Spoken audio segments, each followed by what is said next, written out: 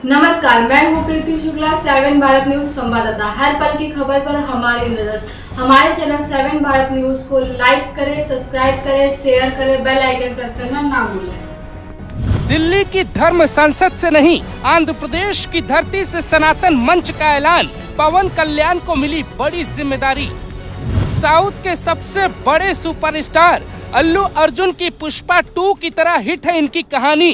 कहा जाता है साउथ में पवन मोदी के हनुमान, साउथ के योगी हैं पवन कल्याण। महाकुंभ में आने की तैयारी।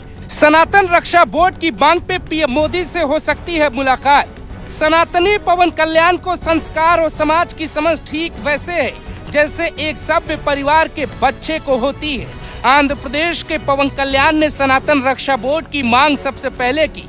इसके बाद दिल्ली में धर्म संसद लगी। पवन कल्याण ने उस दिन एक बड़ा मुद्दा उठाया जिस दिन महाराष्ट्र में मोदी की टीम शपथ के साथ नई कहानी लिख रही थी। उसी दिन पवन कल्याण ने सोशल मीडिया पर एक पोस्ट लिखी। उस पोस्ट में न्याय और अन्याय के बीच का फर्क समझा जा सकता है। कैसे इस देश की बहुसंख्यक आबादी को निशाना बनाया जाता है। वो बांग्लादेश में हो रही घटना पे 2 उदाहरण देते हैं जिसमें वो लिखते हैं, जहां 2008 में मुंबई हमले में 166 लोग मारे गए और 300 से ज्यादा लोग घायल हुए। इस दौरान कसाब को रंगे हाथों पकड़ा गया और उसने अपना अपराध स्वीकार किया, लेकिन फिर भी उसके मामले में पूरी कानूनी प्रक्रिया का पालन किया गया और उसे कानूनी मदद दी गई। हाई कोर्ट से सजा मिलने के बाद उसे सर्वोच्च न्यायालय में अपील की सुविधा दी गई और फिर राष्ट्रपति के पास उसकी दया याचिका भी भेजी गई। 21 नवंबर 2022 को उसे सजा दी गई, लेकिन इस दौरान भारत के लोकतांत्रिक ढांचे और इसके धैर्य को पूरी दुनिया ने देखा। वहीं दूसरा मामला बांग्लादेश का है, जहां एक हिंदू साधु को राजद्रोह के मामले में गिरफ्तार किया गया।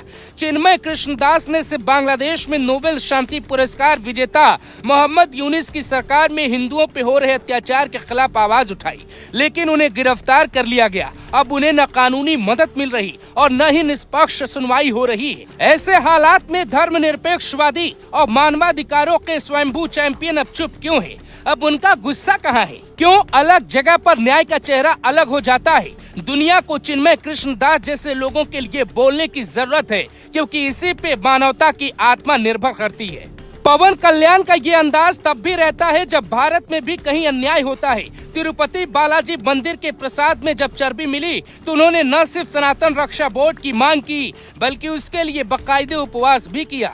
राहुल गांधी ने भारत जोड़ो यात्रा चुनावी फायदे के लिए निकाली, लेकिन पवन कल्याण का उपवास और पदयात्रा दोनों मुश्किल थी और सनातन को बचाने के लिए थी। अब खबर है कि प्रयागराज में महाकुंभ के दौरान योगी और मोदी के साथ पवन कल्याण भी मंच साझा कर सकते हैं। जिस सनातन रक्षा बोर्ड की मांग की है उस पे उन्हें पीएम मोदी बड़ी जिम्मेदारी दे सकते हैं, क्योंकि बाबर का युग हो या फिर औरंगजेब का, जब जब सनातन सभ्यता पे खतरा मंडराया तब तब साउथ इंडिया की भूमिका बेहद सराहनीय रही। पाकिस्तान में हिंदू लड़कियों की मौत पे पवन कल्याण गुस्से से लाल हो जाते हैं। बांग्लादेश में हो रहे अत्याचार पे वो मुखर हैं। दरअसल पवन कल्याण वो नेता हैं जिन पे नरेंद्र मोदी का पूरा आशीर्वाद है। ये तब की तस्वीरें हैं जब शपथ कार्यक्रम चल रहा था। नरेंद्र मोदी और पवन कल्याण कितने करीब हैं आप देख सकते हैं। मंच पे ही बड़े भाई चिरंजीवी का पैर छू के आशीर्वाद लिया। इधर देवकीनंदन ठाकुर महाराज भी सनातन बोर्ड के लिए दिल्ली में धर्म संसद बुला चुके हैं। यानी उत्तर भारत हो या दक्षिण भारत, लड़ाई चारों तरफ से छेड़ी जा चुकी है। बीच में बैठे हैं नरेंद्र मोदी। भारत के अलग अलग राज्यों में कई जूनियर मोदी जो सनातन रक्षा बोर्ड के साथ दुनिया भर के सनातनियों को एक करने की लड़ाई शुरू कर चुके हैं। पवन कल्याण ने अपने शानदार अभिनय के दम पे तेलुगु फिल्म इंडस्ट्री में अलग छाप छोड़ी। पवन कल्याण का नाम 2013 की फोर्ब्स इंडिया की सेलिब्रिटी की 100 की लिस्ट में शामिल था। तेलुगु फिल्म इंडस्ट्री के स्टार पवन कल्याण ने 2017 में फिल्मी करियर ये कहते हुए छोड़ दिया था कि राजनीति को वो तवज्जो देंगे ताकि देश में बदलाव ला पाए।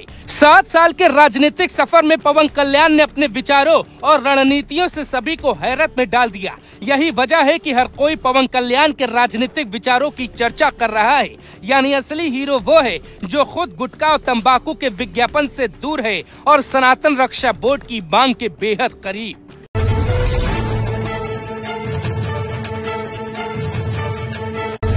हर पल की खबर पर हमारी नजर 7 भारत न्यूज के साथ।